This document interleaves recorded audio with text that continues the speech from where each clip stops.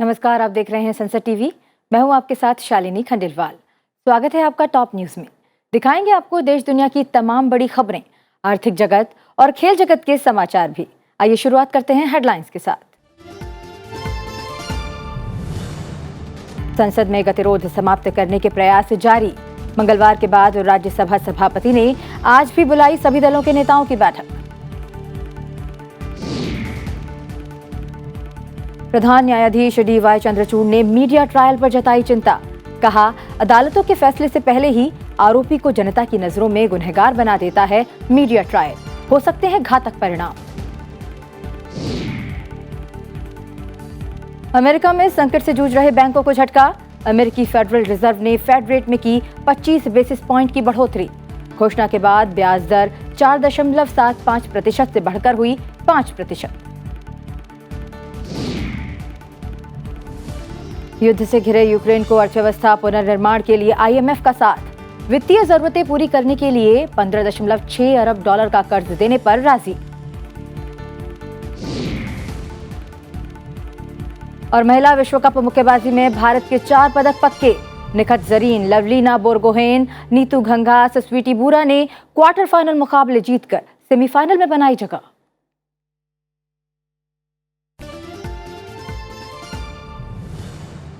Top news में अब खबरें विस्तार से।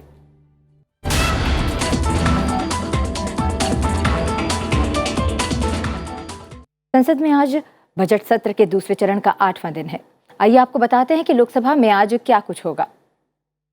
साल 2023-24 के लिए 5 मंत्रालयों के नियंत्रणाधीन अनुदानों की मांगों पर चर्चा और मतदान होना लोकसभा की कार्यसूची में शामिल है। साथ ही सदन में साल 2023-24 के लिए केंद्रीय बजट के संबंध में अनुदानों की बकाया मांगों को सभा की अनुमति के लिए प्रस्तुत किया जाएगा।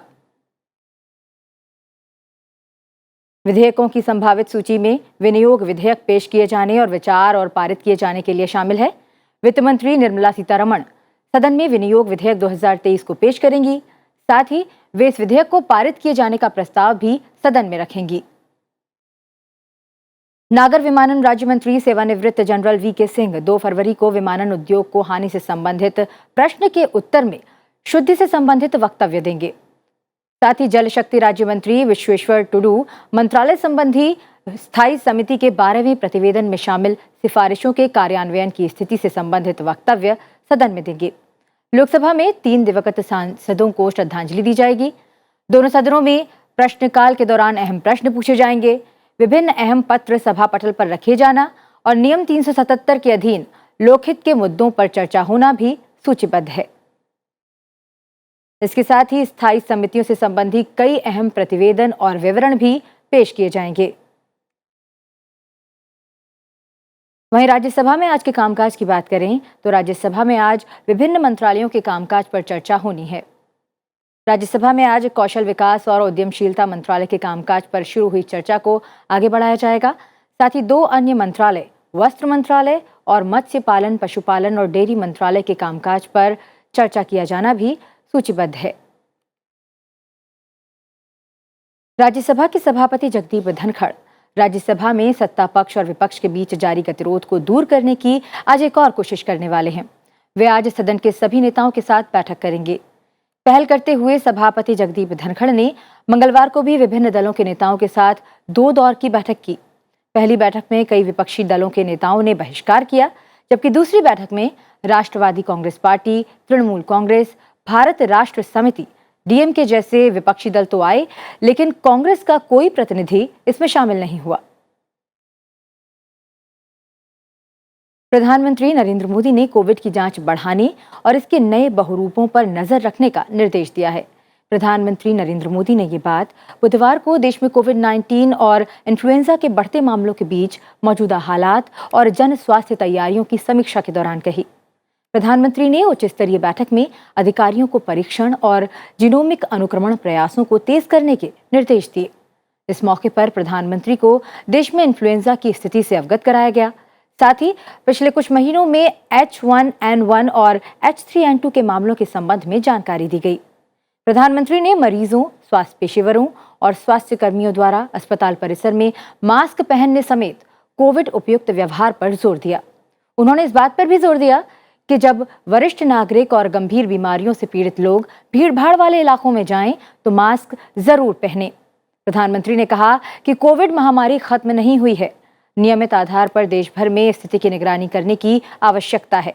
ऐसे में 5 फोल्ड स्ट्रैटेजी के तहत हालात पर नजर रखने और जरूरी उपाय करने को कहा है। इससे पहले केंद्रीय स्वास्थ्य और परिवार कल्याण मंत्रालय ने कोरोना के बढ़ते मामलों के बीच राज्यों को चिट्ठी लिखी थी। मंत्रालय ने महाराष्ट्र, गुजरात, तेलंगाना, तमिलनाडु, केरल और कर्नाटक को चिट्ठी लिखकर कोरोना के प्रति सतर्क रहने को कहा था। मंत्रालय ने परीक्षण, ट्रैक, उपचार, टीकाकरण और कोरोना से लड़ने के अनुरूप व्यवहार की रणनीति का पालन करने को कहा था। इन राज्यों में कोविड-19 मामलों में वृद्धि देखी जा रही है। लोकसभा अध्यक्ष ओम बिरला ने दिल्ली में इंडियन मेडिकल एसोसिएशन के कार्यक्रम को संबोधित करते हुए कहा कि कोरोना महामारी की चुनौती का देश ने मिलकर मुकाबला किया है। उन्होंने कहा कि सरकार बीमार होने पर इलाज के साथ साथ बीमारी से बचने के उपायों पर भी तेजी से शोध और काम कर रही है। उन्होंने कहा कि स्वास्थ्य हर सरकार और जनप्रतिनिधि की प्राथमिकता में रहता है ताकि आने वाले समय में स्वस्थ भारत बनाने के संकल्प को पूरा किया जा सके। जो समय समय पर दुनिया की यूनिवर्सिटी से जो हेल्थ में नए परिवर्तन आ रहे हैं, उसके लिए आपकी IMA एसोसिएशन काम करती रहे और हम सब जनप्रतिनिधियों के आपको सुझाव मिलते रहे। हम जनप्रतिनिधि हमेशा ये प्रयास करते हैं कि हमारी क्षेत्र की जनता, चाहे शिक्षा हो, चाहे स्वास्थ्य हो, ये हमेशा प्राथमिकता में रहता है। हर सरकार की प्राथमिकता रहता है, हर जनप्रतिनिधि की प्राथमिकता में रहता है। इसलिए हम भी प्राथमिकता से ये काम करना चाहते हैं और आपकी 1700 यूनिट हैं, उन यूनिटों के साथ लगातार जनप्रतिनिधियों का संपर्क बना रहे। IIT दिल्ली इंजीनियरिंग की पढ़ाई के लिए दुनिया के शीर्ष 50 संस्थानों की सूची में शामिल हो गया है। क्वाकारेली साइमंड्स की ओर से बुधवार को ये रैंकिंग जारी की गई। क्वाकारेली साइमंड्स यानी QS एक ब्रिटिश कंपनी है जो दुनिया भर के उच्च शिक्षण संस्थानों के विश्लेषण में विशेषज्ञता रखती है। QS ने पाठ्यक्रम आधारित 2023 के दुनिया के शीर्ष विश्वविद्यालयों और संस्थानों की सूची जारी की है। ये रैंकिंग दुनिया भर के 1594 विश्वविद्यालयों में छात्रों के प्रदर्शन पर तुलनात्मक विश्लेषण करने के बाद की गई है। QS ने इस बार अपनी सूची के लिए कुल 66 भारतीय विश्वविद्यालयों पर गौर किया। गणित पाठ्यक्रम की पढ़ाई के लिए IIT बंबई ने दुनिया में 92वां स्थान हासिल किया है। IIT कानपुर ने इलेक्ट्रिकल इलेक्ट्रॉनिक इंजीनियरिंग की पढ़ाई के लिए 87वां स्थान, जबकि कंप्यूटर विज्ञान सूचना प्रणाली पाठ्यक्रम के लिए 96वां स्थान हासिल किया है। भारतीय उच्च शिक्षण संस्थानों द्वारा विभिन्न विषयों में प्रस्तुत किए जाने वाले 44 पाठ्यक्रमों को वैश्विक स्तर पर शीर्ष 100 पाठ्यक्रमों की सूची में शामिल किया गया है। पिछले वर्ष 35 पाठ्यक्रम इस सूची में शामिल थे। प्रधान न्यायाधीश DY चंद्रचूड़ ने बुधवार को कहा कि मीडिया ट्रायल के दीर्घकालिक परिणाम हो सकते हैं क्योंकि इससे ऐसी धारणा जन्म ले लेती है जो व्यक्ति को अदालतों के फैसले से पहले ही जनता की नजरों में गुनहगार बना देती है। दिल्ली में 16वें रामनाथ गोयनका पुरस्कार समारोह को संबोधित करते हुए CJI ने कहा कि जिम्मेदार पत्रकारिता सत्य के प्रकाश स्तंभ की तरह होती है जो हमें बेहतर कल का रास्ता दिखा सकती है। उन्होंने कहा कि हमारी व्यवस्था में एक प्रमुख मुद्दा मीडिया द्वारा ट्रायल का है। कोई भी व्यक्ति तब तक निर्दोष होता है जब तक अदालत उसे दोषी नहीं पाती। यह कानूनी प्रक्रिया का अहम पहलू है।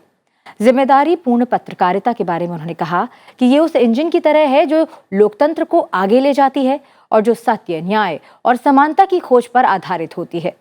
जब हम डिजिटल समय की चुनौतियों से निपट रहे हैं तो ये और अधिक महत्वपूर्ण हो जाता है कि पत्रकार अपनी रिपोर्टिंग में सटीकता, निष्पक्षता और जिम्मेदारी के मानकों को बनाकर रखें। राष्ट्रपति द्रौपदी मुर्मू ने राष्ट्रपति भवन में आयोजित समारोह में अपने अपने क्षेत्र में विशिष्ट योगदान के लिए कई जानी मानी हस्तियों को पद्म पुरस्कार से सम्मानित किया। उपराष्ट्रपति जगदीप धनखड़, प्रधानमंत्री नरेंद्र मोदी और लोकसभा अध्यक्ष ओम बिरला सहित कई केंद्रीय मंत्री भी समारोह में शामिल हुए। राष्ट्रपति द्रौपदी मुर्मू ने कर्नाटक के पूर्व मुख्यमंत्री SM कृष्णा, प्रसिद्ध वास्तुकार बालकृष्ण दोषी को पद्म विभूषण सम्मान प्रदान किया। आदित्य बिरला ग्रुप के चेयरमैन कुमार मंगलम बिरला को राष्ट्रपति ने पद्म भूषण से सम्मानित किया। प्रसिद्ध गायिका सुमन कल्याणपुर, भाषा विज्ञान के प्रसिद्ध प्रोफेसर कपिल कपूर और आध्यात्मिक नेता कमलेश D पटेल को पद्म भूषण से सम्मानित किया गया। इसके अलावा कई और हस्तियों को पद्मश्री से सम्मानित किया गया। केंद्रीय गृह मंत्री अमित शाह ने बुधवार को पद्म पुरस्कार विजेताओं के सम्मान में रात्रि भोज का आयोजन किया। उन्होंने ट्वीट किया कि वर्ष 2023 के सम्मानित पद्म पुरस्कार विजेताओं के लिए रात्रि भोज की मेजबानी कर बेहद खुशी हुई। इन अद्भुत व्यक्तियों के साथ बातचीत करना एक शानदार अनुभव था, जो अपने अपने क्षेत्रों को लेकर बहुत उत्साह से भरे हुए हैं। 23 मार्च से 25 मार्च के बीच उत्तर पश्चिम भारत में एक और मजबूत पश्चिमी विक्षोभ के प्रभाव के कारण आंधी के साथ बारिश और ओलावृष्टि की आशंका है। आईएमडी के मुताबिक दिल्ली में शुक्रवार को गरज के साथ हल्की बारिश हो सकती है। राष्ट्रीय राजधानी में अगले कुछ दिनों तक आसमान में बादल छाए रहने के कारण अधिकतम तापमान 30 डिग्री सेल्सियस के आसपास बने रहने का अनुमान है। अब नजर डालते हैं आज की टॉप 10 खबरों पर। प्रधानमंत्री नरेंद्र मोदी 24 मार्च को वाराणसी में वन वर्ल्ड टीबी समिट को संबोधित करेंगे और 1780 करोड़ रुपए से अधिक लागत वाली परियोजनाओं का शिलान्यास भी करेंगे। राष्ट्रपति द्रौपदी मुर्मू ने सिकंदराबाद स्थित राष्ट्रपति निलयम को जनता के लिए खोल दिया। राष्ट्रपति निलयम राष्ट्रपति के 3 विश्राम गृहों में से एक है। ऐसा पहली बार हुआ है कि धरोहर इमारत को लोगों के लिए खोला गया है। केंद्रीय गृह मंत्री अमित शाह आज नई दिल्ली में 64 कलाओं पर आधारित एक वैदिक विरासत पोर्टल और आभासी संगीत का उद्घाटन करेंगे। दिल्ली के वित्त मंत्री कैलाश गहलोत ने वित्त वर्ष 2023-24 के लिए विधानसभा में राज्य का 78,800 करोड़ रुपए का बजट पेश किया। सरकार ने लोक निर्माण विभाग के 1,400 किलोमीटर लंबे सड़क नेटवर्क की मरम्मत करने, 26 नए फ्लाईओवर और अंडरपास के निर्माण की घोषणा की। दिल्ली की एक अदालत ने आबकारी नीति से जुड़े धन शोधन के मामले में मनीष सिसोदिया को 14 दिन की न्यायिक हिरासत में भेज दिया है। ईडी ने हिरासत में 7 दिन तक पूछताछ के बाद उन्हें अदालत के सामने पेश किया। कांग्रेस नेता राहुल गांधी 2019 में दर्ज आपराधिक मानहानि के मामले में आज सूरत की एक स्थानीय अदालत के सामने पेश होंगे, जहां फैसला सुनाए जाने की उम्मीद है। ये मामला मोदी उपनाम संबंधी टिप्पणी से जुड़ा है। पश्चिम बंगाल की मुख्यमंत्री ममता बनर्जी आज भुवनेश्वर में ओडिशा के मुख्यमंत्री नवीन पटनायक से मुलाकात करेंगी। इस दौरान बंगाल की मुख्यमंत्री उन्हें लोकसभा चुनाव के लिए विपक्षी दलों के नए गठबंधन में शामिल होने का प्रस्ताव दे सकती हैं। राष्ट्रवादी कांग्रेस पार्टी प्रमुख शरद पवार ने आज शाम को विपक्षी नेताओं की एक बैठक बुलाई है।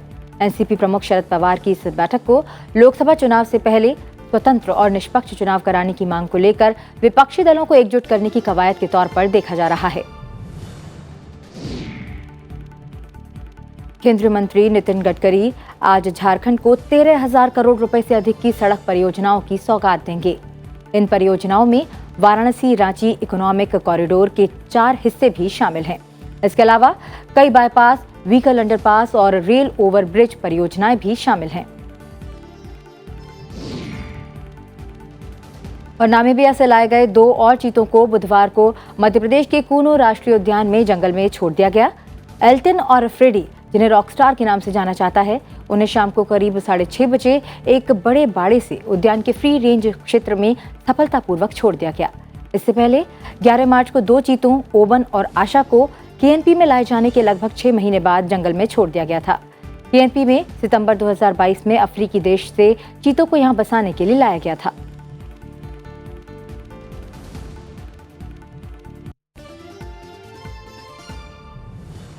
टॉप 10 के बाद अब नजर आज की प्रमुख अंतर्राष्ट्रीय खबरों पर।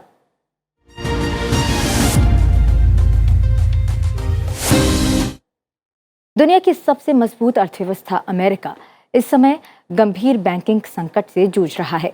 अमेरिका के सिलिकॉन वैली बैंक से शुरू हुआ संकट अब तक 3 बैंकों को लील चुका है। इस बीच अमेरिकी फेडरल रिजर्व ने एक बार फिर बुधवार को फेड रेट में 25 बेसिस पॉइंट की बढ़ोतरी की है। इस घोषणा के बाद से ब्याज दर बढ़कर अब 5% हो जाएगी। विशेषज्ञ ये अनुमान लगा रहे थे कि अमेरिका में हाल ही में 2 बैंकों के दिवालिया होने के बावजूद भी फेड दर में बढ़ोतरी होगी ताकि महंगाई पर काबू पाया जा सके। बीते 1 साल में यूएस फेडरल रिजर्व लगभग हर दूसरे महीने ब्याज दरों में तेज बढ़ोतरी कर रहा है। इससे अमेरिका में बॉन्ड यील्ड प्रभावित होती है। इसका सीधा नुकसान वहां के बैंकों पर पड़ रहा है, जो अपना अधिकतर कारोबार बॉन्ड में ही करते हैं। ये भारतीय शेयर बाजार को भी प्रभावित कर सकता है। ताज़ा रिपोर्ट की माने तो अमेरिका के 186 बैंक इस कतार में खड़े हुए हैं। अमेरिका में हाल के समय में डूबने वाले बैंक सिलिकॉन वैली और सिग्नेचर बैंक की इस स्थिति के पीछे ब्याज दरों में बेतहाशा वृद्धि को माना जा रहा है।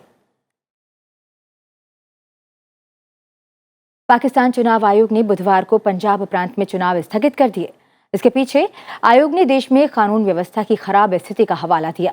अब 8 अक्टूबर को मतदान की नई तारीख का ऐलान किया जाएगा। इससे पहले चुनाव आयोग ने 30 अप्रैल से 8 अक्टूबर के बीच मतदान कराने का फैसला लिया था। इमरान खान की पाकिस्तान तहरीक-ए-इंसाफ पार्टी की तत्कालीन सरकारों को 14 और 18 जनवरी को पंजाब और खैबर पख्तूनख्वा प्रांतों में विधानसभाओं को भंग कर दिया गया था। चुनाव आयोग ने अपने आदेश में कहा कि चुनाव कार्यक्रम को वापस लेने के साथ 8 अक्टूबर को मतदान की तारीख के साथ नए कार्यक्रम की घोषणा की जाएगी। जिनेवा में संयुक्त राष्ट्र मानवाधिकार परिषद के 52वें सत्र के दौरान एक बार फिर से पाकिस्तान बेनकाब हुआ है। पश्तून राजनीतिक कार्यकर्ता ने तहरीक-ए-तालिबान पाकिस्तान के साथ पाकिस्तान के घनिष्ठ संबंधों को उजागर किया। पश्तून कार्यकर्ता फजल उर रहमान अफरीदी ने कहा कि हम खैबर पख्तूनख्वा पाकिस्तान में बिगड़ती सुरक्षा स्थिति की ओर परिषद का ध्यान आकर्षित करना चाहते हैं, जो पश्तून जातीय अल्पसंख्यकों के बुनियादी मौलिक अधिकारों और जीवन के लिए गंभीर है। उन्होंने कहा कि हम पाकिस्तान राज्य और तहरीक-ए-तालिबान पाकिस्तान के बीच हुए अघोषित सौदे के बारे में अपनी चिंता व्यक्त करते हैं, ताकि शरिया कानूनों के तहत शासित होने के लिए टीटीपी को XFATP को FATA सौंपे जा सकें। उन्होंने परिषद को बताया कि सौदे के तहत करीब 44,000 टीटीपी उग्रवादियों और उनके परिवारों को KPK में फिर से बसाना शामिल है। चीनी स्वामित्व वाला ऐप टिकटॉक अमेरिका, यूरोप और एशिया प्रशांत देशों की सरकारों के निशाने पर है। इस क्षेत्र में एक के बाद एक कई देशों की सरकारों ने टिकटॉक पर प्रतिबंध लगा दिया है। टिकटॉक पर यह आरोप लगाया गया है कि ये साइबर सुरक्षा और डाटा गोपनीयता के लिए जोखिम पैदा करता है और इसे गलत कामों के लिए इस्तेमाल किया जा सकता है। बाइडेन प्रशासन द्वारा देशव्यापी प्रतिबंध की संभावना को दूर करने के लिए टिकटॉक एक जनसंपर्क अभियान चला रहा है, जिसके तहत वो वॉशिंगटन में अपने इन्फ्लुएंसर्स को भेज रहा है। दर्जनों टिकटॉक क्रिएटर्स, जिनकी फॉलोअर्स की संख्या लाखों में है, बुधवार को कैपिटल हिल में टिकटॉक के पक्ष में इकट्ठा हुए। उधर टिकटॉक के CEO आज अमेरिकी कांग्रेस के सामने पेश होने वाले हैं, जहां उनसे कंपनी की गोपनीयता, डाटा सुरक्षा के नियमों और चीनी सरकार के साथ संबंधों के बारे में पूछताछ की जाएगी। एक साल से अधिक समय से रूस और यूक्रेन युद्ध में यूक्रेन को अपनी अर्थव्यवस्था के पुनर्निर्माण के लिए अब 411 बिलियन अमेरिकी डॉलर की जरूरत होगी। खर्च जो कि यूक्रेन के 2022 के अनुमानित सकल घरेलू उत्पाद का 2.6 गुना है। यह अनुमान विश्व बैंक, संयुक्त राष्ट्र, यूरोपीय आयोग और यूक्रेन की ओर से किए गए एक नए अध्ययन में सामने आया है। यूक्रेन के प्रधानमंत्री डेनिस शिमहाल ने मूल्यांकन पर एक बयान में कहा कि ऊर्जा बुनियादी ढांचा, आवास, महत्वपूर्ण बुनियादी ढांचा, अर्थव्यवस्था और मानवीय विनाश इस वर्ष के लिए हमारी 5 प्राथमिकताएं हैं। उन्होंने कहा कि अनुमानित नुकसान और वसूली की जरूरतों में अब रूसी सेना के कब्जे वाले क्षेत्रों में बुनियादी ढांचे, आवास और व्यवसायों के नुकसान पर डेटा शामिल नहीं है।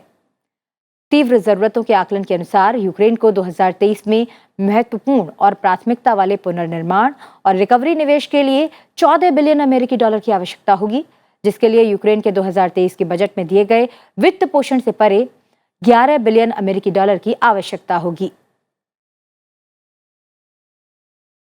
अंतर्राष्ट्रीय खबरों के बाद अब नजर आर्थिक जगत की बड़ी खबरों पर।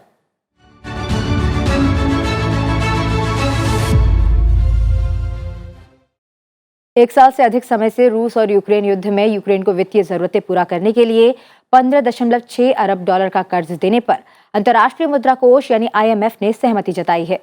यूक्रेन के वित्त मंत्रालय ने बुधवार को IMF के साथ ऋण सहायता कार्यक्रम पर सहमति बनने की जानकारी देते हुए कहा कि इससे यूक्रेन को अपनी वित्तीय स्थिरता सुनिश्चित करने के साथ ही युद्ध जीतने के बाद पुनर्निर्माण जरूरतें पूरा करने में मदद मिलेगी। IMF ने कहा कि यूक्रेन की वित्तीय सहायता कार्यक्रम 4 साल तक चलेगा, जिसमें शुरुआती 18 महीनों तक यूक्रेन के व्यापक बजट घाटे को सुधारने पर जोर रहेगा। इसके अलावा नए नोट छापकर पेंशन, वेतन और बुनियादी सेवाओं से जुड़ी जरूरतें पूरी करने पर भी ध्यान दिया जाएगा। और अब बात खेल जगत से आने वाली बड़ी खबर की।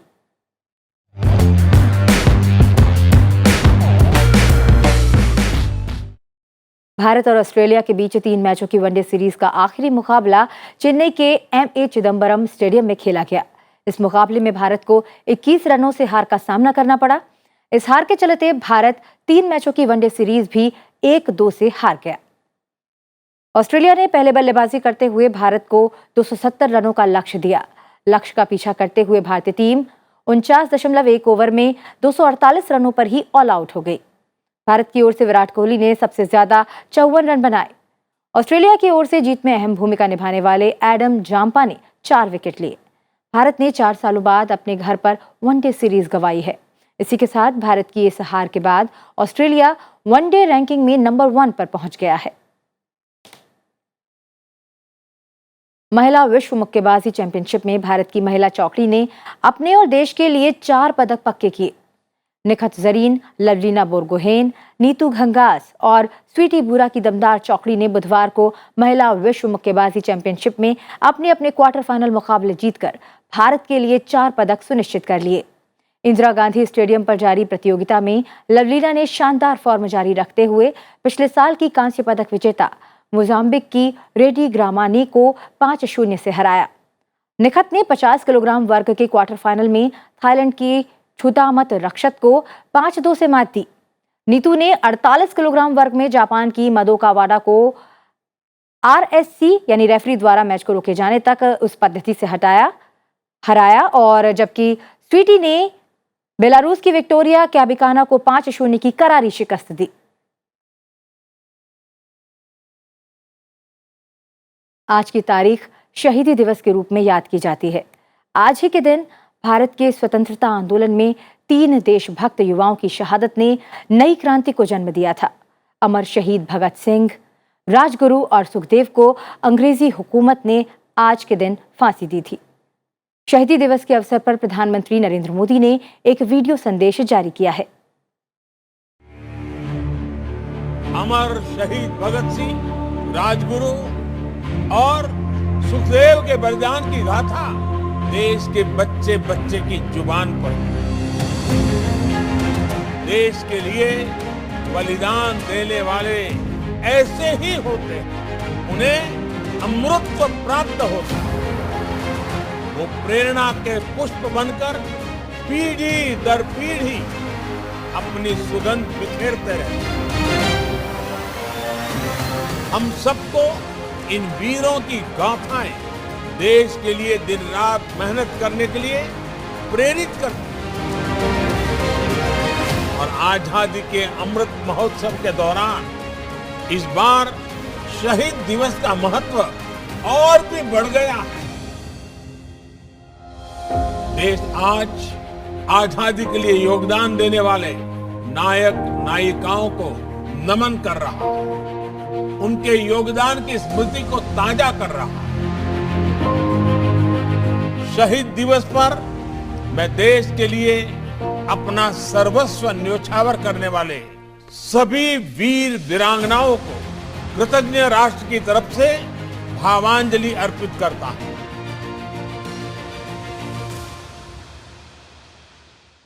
टॉप न्यूज में फिलहाल इतना ही। जाते जाते आपको छोड़ जाते हैं आज के दिन यानी 23 मार्च से जुड़े इतिहास के साथ। आप देखते रहिए संसद टीवी और 10 बजे संसद में आज देखना ना भूलें। इसमें संसद में आज के कामकाज पर चर्चा की जाएगी। आप बने रहिए संसद टीवी के साथ। नमस्कार। 23 मार्च साल 1931 को महान क्रांतिकारी भगत सिंह, शिवराम हरिराज गुरु और सुखदेव थापर शहीद हुए। इस दिन को शहीदी दिवस के रूप में याद किया जाता है। इन क्रांतिकारियों ने संघर्ष के बल पर आजादी दिलाने की ठानी और क्रांति का पर्याय बनकर अमर हो गए। 13 अप्रैल साल 1919 में हुए जलियांवाला बाग हत्याकांड के समय भगत सिंह की उम्र महज 12 साल की थी। साल 1920 में महात्मा गांधी के असहयोग आंदोलन से प्रभावित होकर भगत सिंह ने स्कूल छोड़कर गांधी जी के आंदोलन में भाग लिया। साल 1928 में साइमन कमीशन के विरोध में लाला लाजपत राय के नेतृत्व में शांतिपूर्ण तरीके से विरोध प्रदर्शन हुआ, जिसमें अंग्रेज पुलिस अधिकारी सैंडर्स के आदेश पर हुए लाठीचार्ज में लाला लाजपत राय बुरी तरह से घायल हुए और बाद में वे शहीद हो गए। भगत सिंह ने राजगुरु, सुखदेव, चंद्रशेखर आजाद और अन्य क्रांतिकारी साथियों के साथ मिलकर सैंडर्स को मारकर लालाजी की मौत का बदला लिया। सैंडर्स की हत्या ने भगत सिंह को पूरे देश में एक क्रांतिकारी की पहचान दिला दी। अप्रैल 1929 को भगत सिंह ने बटुकेश्वर दत्त के साथ मिलकर अंग्रेजी हुकूमत के खिलाफ प्रदर्शन करते हुए सेंट्रल असेंबली में बम फेंका और इनकलाब जिंदाबाद, साम्राज्यवाद का नाश हो के नारे लगाए। भगत सिंह और बटुकेश्वर दत्त पर लाहौर षड्यंत्र के तहत मुकदमा चला। बाद में इन पर सैंडर्स की हत्या का भी मुकदमा चला, जिसके बाद भगत सिंह, राजगुरु और सुखदेव को फांसी की सजा सुनाई गई और कोर्ट ने इन तीनों क्रांतिकारियों को 24 मार्च के दिन फांसी देने का फैसला दिया। अंग्रेजों ने तीनों क्रांतिकारियों की बढ़ती लोकप्रियता और 24 मार्च को होने वाले संभावित विद्रोह की वजह से 23 मार्च 1931 को ही भगत सिंह, राजगुरु और सुखदेव को फांसी दे दी। क्रांति के सर्वोच्च शिखर पर पहुंचकर ये महान क्रांतिकारी मेरा रंग दे बसंती चोला गाते हुए आजादी के लिए हंसते हंसते फांसी के फंदों को चूमकर अमर हो गए।